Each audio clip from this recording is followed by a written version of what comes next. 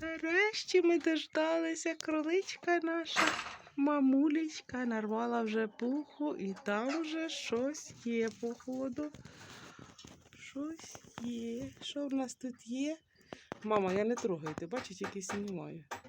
Бачите, шевелиться. Пух шевелиться, значить щось є. Ми тут руками не ліземо, бо не можна.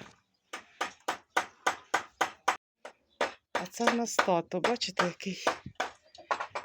Дивіться, який тато. Тато, ти красивий у нас?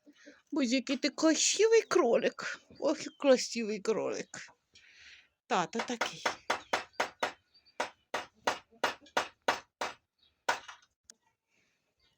А це їхня дочка старша. Тата і мами. З виводка. Отака доця є. Бачите, яка красива. Червоні очі на камера не передає.